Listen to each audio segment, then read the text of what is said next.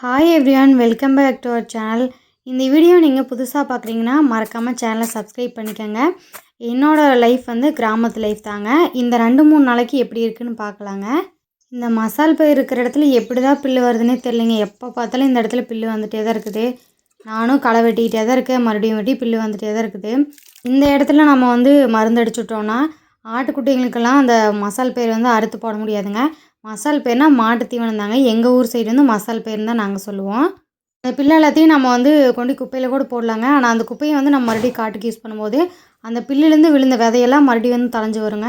அதனால் ஆட்டுக்குட்டிக்கு போட்டு அது சாப்பிட்டதுக்கப்புறமா எடுத்து ஒரு ஓரமாக போட்டு வச்சு அந்த பில்லு எல்லாமே நல்லா காஞ்சதுக்கப்புறமா நம்ம தீ வச்சு எரிச்சிக்கலாங்க.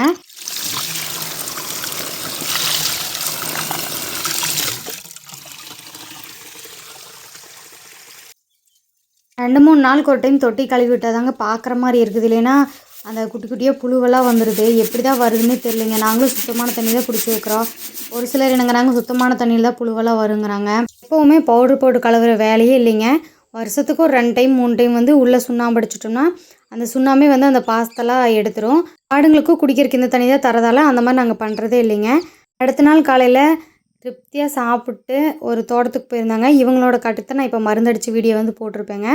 அவங்க வந்து வெங்காயம் நெட்டும் போது இந்த வெங்காயத்தெல்லாம் தூத்தும் போது பார்த்திங்கன்னா அதில் இருக்கிற சருகெல்லாம் வெளியே வந்து விழுந்துடும். சருகோடு நெட்டினா ரொம்ப கசகசன்னு இருக்குங்க. இந்த மாதிரி நம்ம சுத்தம் பண்ணிட்டு நெட்டும் போது வெங்காயம் வந்து கொஞ்சம் சீக்கிரமாகவே தளைஞ்சிரும்.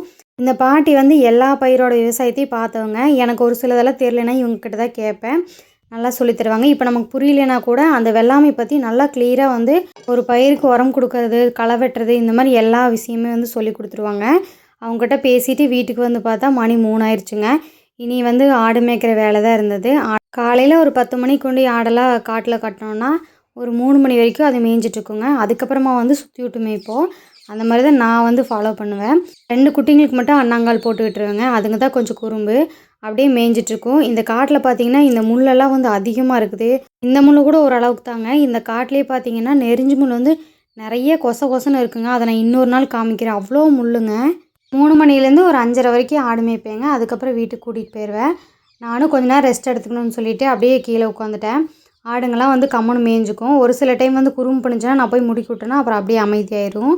எங்களோட கிராம சைடு பார்த்திங்கன்னா இப்போல்லாம் அதிகமாக ஆட்டுக்குட்டி பிடிக்கிற நாய்ங்கள்லாம் வந்துடுதுங்க. கோழியெல்லாம் பிடிக்குது. இப்போ பார்த்திங்கன்னா எங்கள் ஆடே கொஞ்சம் பயந்து தான் நின்றுருக்கும். கோழிங்கெல்லாம் ஓடுதுங்க. அவ்வளோ ஒரு பயம் நாய்ங்க மேலே. நாங்கள் இருக்கிற இதே கிராமத்தில் ஒரு மாதத்துக்கு முன்னாடி பார்த்திங்கன்னா ஒரு வீட்டில் ஒரு 5-6 ஆடு வச்சுருந்தாங்க. 2-3 ஆட்டை வந்து ஒரு 5-6 நாய் சேர்ந்து வந்து கடிச்சிருச்சுங்க. அதுவும் நைட் டைமுங்கனால யாருக்குமே தெரியல. காலையில் எழுந்திரிச்சு பார்த்தா ஆடெல்லாம் இறந்து கிடந்தது. அந்த மாதிரி ஆயிடுச்சுங்க. அதுவும் நாய்ங்க பார்த்திங்கன்னா 1-2 இல்லைங்க, 5-6 சேர்ந்து குரூப் கட்டிக்குதுங்க. ஏதாவது கட்டுத்தரையில் போய் இந்த மாதிரி வேலை பண்ணிடுதுங்க. அதனாலே கொஞ்சம் பயமாக தான் இருக்குது. சாயங்காலம் 5:30 மணி ஆயிடுச்சுங்க. இந்த காட்டில் மேய்ஞ்சது போக நானும் கொஞ்சம் தீனெல்லாம் கொண்டு வந்து வச்சுருப்பேங்க ஆடுங்களுக்கு. அதையும் வந்து போட்டுருவேன் நைட்டுக்கு. அடுத்த நாள் காலையில் கரும்பு காட்டுக்கு தண்ணி கட்ட போயிட்டேங்க. வாரத்துக்கு ஒரு டைமாவது தண்ணி கட்டணுங்க. நாங்கள் இந்த டைம் கால் மாறி இருக்கும்போது எந்த ஒரு செயற்கை உரமும் வைக்கலைங்க. உரமே வைக்காமல் நார்மலாக கால் மாறி விட்டாங்க. போன டைம் வந்து உரம் வச்சு தான் கால் மாறி இருந்தோம். அதனால் இந்த டைம் என்ன பண்ணிட்டேன்னா ஒரு டானிக் வந்து இருக்குங்க. பயோ டானிக் தான். அந்த டானிக் தான் வந்து கொடுத்துட்ருக்கோம்.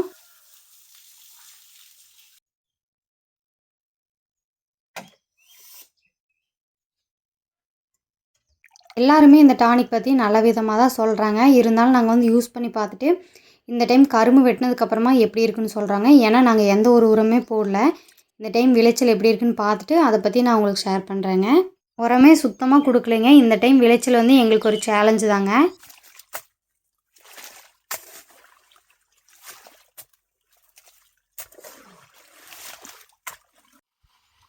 அரப்பு யூஸ் பண்ணும்போது பார்த்திங்கன்னா நான் தோட்டத்தில் தான் வந்து தலை கழுவுவேங்க. ஏன்னா நம்ம தலை இதில் கழுவும்போது பார்த்திங்கன்னா அந்த தண்ணியோட ஃபோர்ஸுக்கு அரப்பு வந்து தலையிலேருந்து சுத்தமாக போயிருங்க.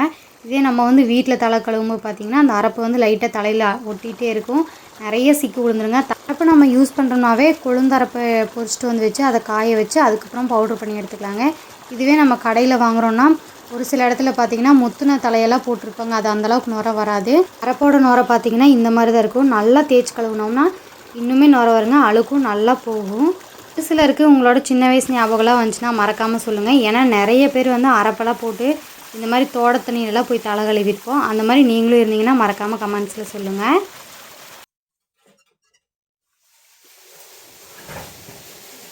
நம்ம காட்டுக்கு தண்ணியும் கட்டி விட்டாச்சுங்க. அரை போட்டு தலைக்கும் குளிச்சாச்சு. தலையெல்லாம் ஓரளவு காய வச்சிட்டேன். இங்கே வீட்டுக்கு வந்து பார்த்தா கட்டுத்தரையெல்லாம் கச கசன்னு கிடக்குதுங்க. ஏன்னா காலையில் நேரத்துலேயே போயிட்டேன் நான். 11 மணிக்கு மேலே தான் வந்து கட்டுத்தரையெல்லாம் கூட்டினேங்க. அதுக்கப்புறமா பார்த்தீங்கன்னா வயலுக்கு போயிட்டு வந்தேன். வயலில் பார்த்தீங்கன்னா இப்போ தான் நெல்லெல்லாம் கொஞ்சம் பூட்டை வாங்கி கொஞ்சம் நெல் வந்து முத்துற ஸ்டேஜாக இருக்குதுங்க. நெல் எல்லாமே பூட்டை வாங்கிடுச்சுன்னா அதுக்கு வந்து நம்ம மருந்து அடிக்கணுங்க. அந்த மருந்து வந்து வேறு எந்த பூச்சியும் வராமல் இருக்கிறதுக்கு ஒரு சில நோய் தாக்குதல்லாம் வருங்க. அது வராமல் இருக்கிறதுக்காக தான். அது என்ன மருந்துன்னு உங்களுக்கு நான் இன்னொரு வீடியோவில் வந்து ஷேர் பண்ணுறேங்க. எங்கள் வயலில் இருக்கிற வாய்க்காலில் பார்த்தீங்கன்னா அவ்வளோ மீனுங்க. குட்டி குட்டியாக நிறைய இருந்ததுங்க. இந்த வயலில் ஒரு நாளைக்கு நான் உங்களுக்கு மீன் பிடிச்சி காட்டுறேங்க.